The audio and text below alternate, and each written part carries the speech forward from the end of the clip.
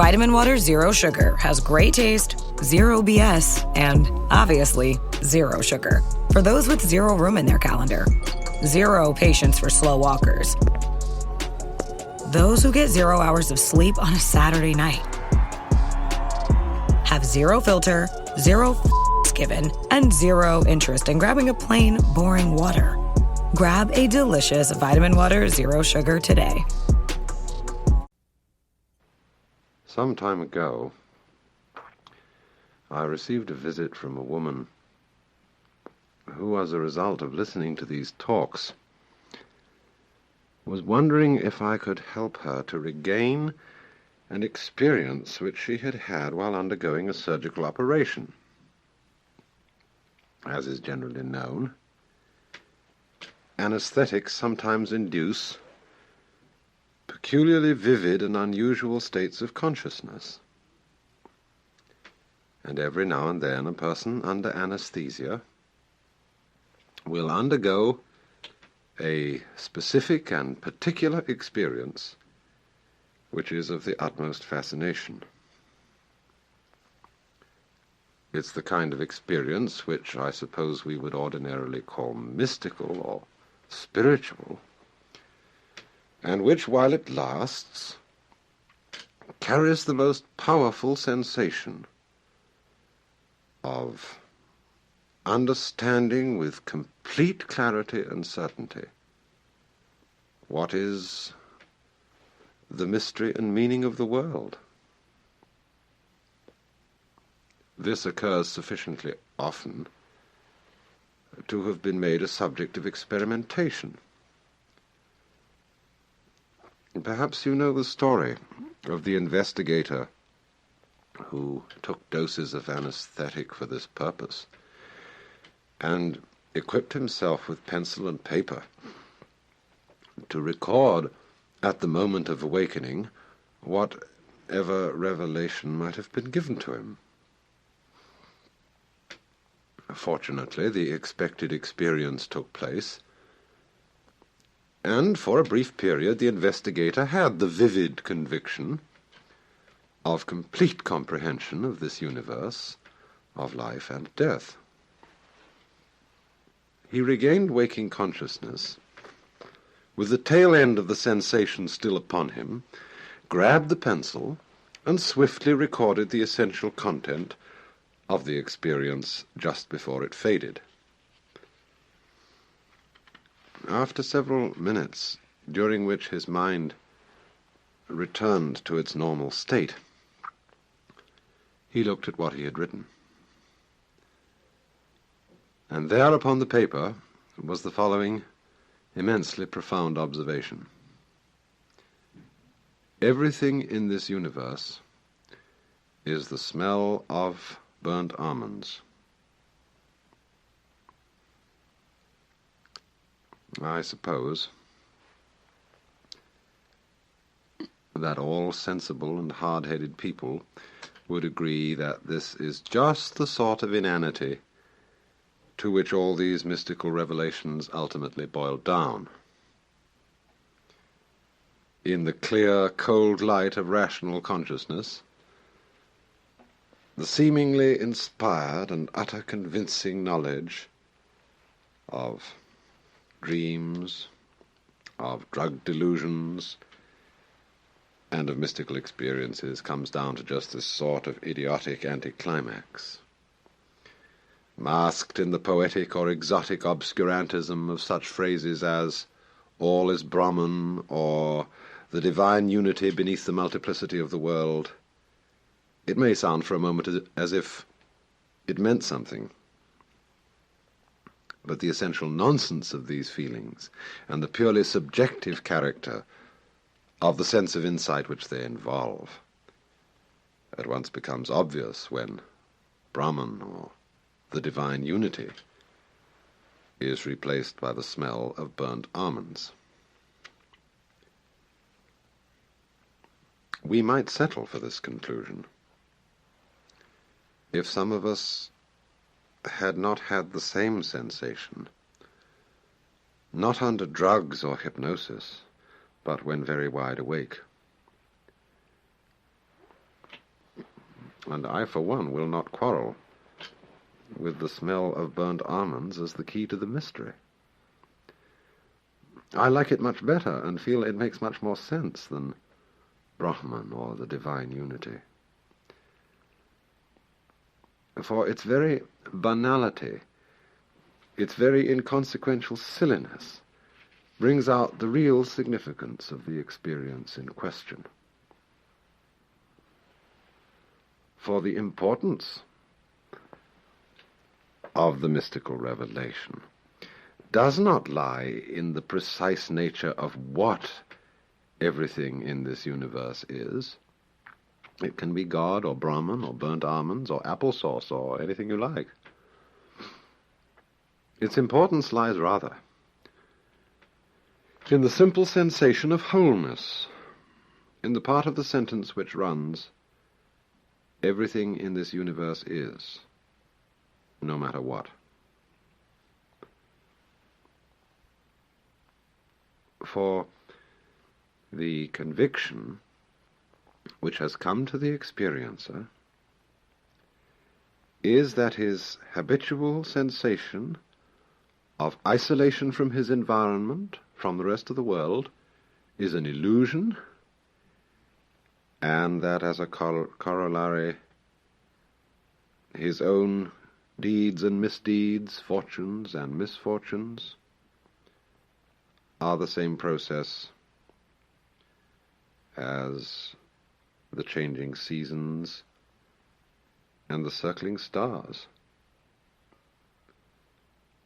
And unreasonable as it may seem, this gives him the sensation that his whole life, past, present, and future, is somehow perfectly natural and in order,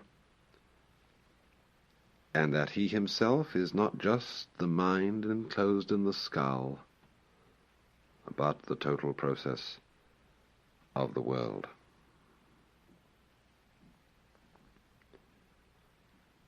The significance of this experience does not, I think, lie in any consequences or conclusions which might be drawn from it.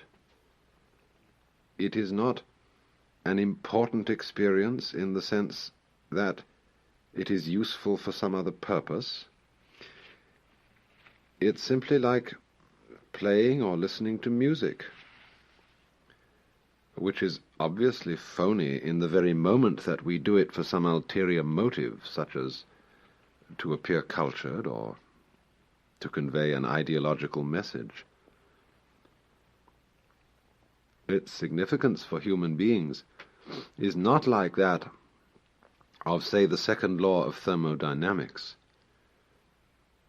but like that of the Mozart sonatas or the arabesques on a Persian rug. The significance of useful knowledge, like the second law of thermodynamics, is precisely that by applying it, human beings may be enabled to go on experiencing such things as music or love or mystical insight. But what could I say to the woman who, under anesthetic, had once had this experience and wanted it again more than anything else in the world? Go and have another operation? Get yourself some ether, or mescaline, or lysergic acid, or take up yoga, or get thee to a nunnery? There are still other, and much too pat, answers to this question, as that she is failing to revive the experience by the very act of seeking for it. As well tell a starving man that his very hunger is what prevents him from finding food. For once a person has had an experience of this kind, he is gone. It's easier to get rid of an addiction to heroin, or to choose something more natural, to get rid of the love of the opposite sex. No, I could better say something like this. The answer is in the very experience which you have had. Didn't you know then, for certain, with utter clarity, that your whole life, past, present, and future, was somehow, as you yourself put it, part and parcel of that universal harmony which the Chinese call the Tao? I feel sometimes that phrases like universal harmony are so hackneyed, so almost slushy and sentimental, but it's terribly difficult to begin to find the right word for this kind of thing without sounding like Voltaire's Mr. Pangloss, without sort of jumping on this best of all possible worlds business, because the thing isn't like that at all. It's very, very much stronger than the feeling that this is the best of all possible worlds. And the curious thing about it isn't that it glosses over anything, but it makes the most awful things seem that way too, without at the same time making them cease to seem terrible. It's very peculiar.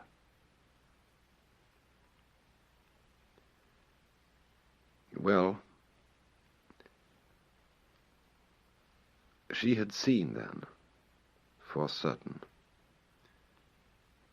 at the time of that experience, seen with total clarity, that our whole past, present, and future life was in some way part and parcel of what we are perforce driven to call the universal harmony of the Tao. But what one doesn't seem to understand then is that this still remains true of what one is today.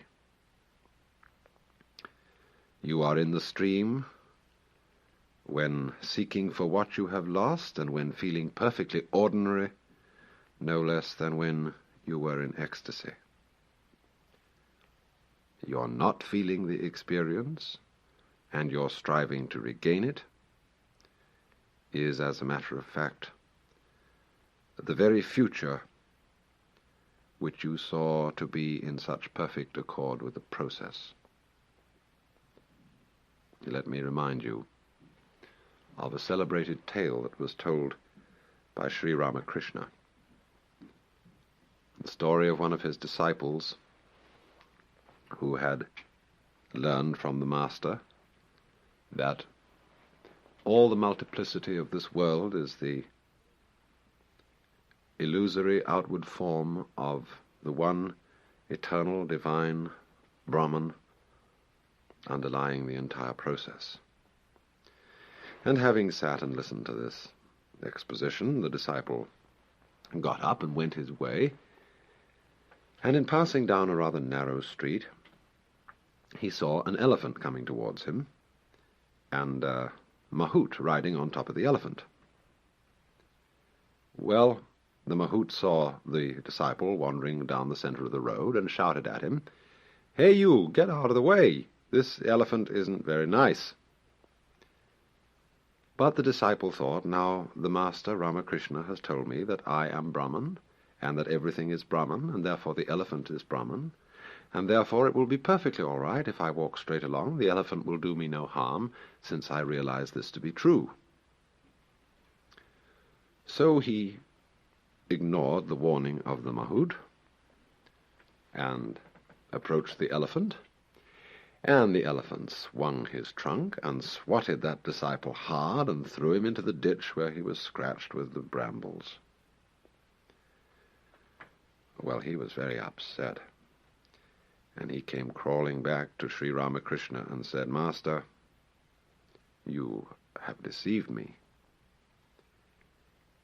I understood that everything is Brahman, that I am Brahman and all other creatures. Is that not so, Master?" And the Master said, "Yes, it is so." Well, he said, "I was walking out in the road and I saw this elephant coming towards me. And it didn't seem to me to be necessary to get out of the way when the mahout riding the elephant warned me to do so, because I figured that I was Brahman and the elephant was Brahman and I could come to no harm." "You stupid man," said Sri Ramakrishna. "You didn't realize that the voice of the mahout was also Brahman, and you should have heeded that too. So also in this case. The one who is trying to regain the vision is the disciple, and the vision they are trying to regain is the elephant. But the way you are actually feeling now, and which you are ignoring because of your eagerness to feel some other way, that is the voice of the mahout. And that, too, is Brahman.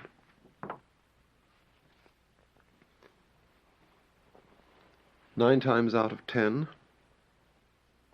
an observation of this kind will mean nothing, and will fall as flat as being told that everything in this universe is the smell of burnt almonds. But the 10th time, it will dawn upon you as a statement of total and luminous clarity. I do not think we need have any fear that this 10th time will never come, for in other circumstances it has come again and again. Think back to school days, when with the utmost care your teacher explained over and over the mysteries of percentage or sentence structure or daylight saving time, and you consistently failed to see the point. And then, suddenly, something clicked in your mind, and the principle became clear. There is a Chinese poem which says, "Words do not make a man understand. It takes the man to understand the words."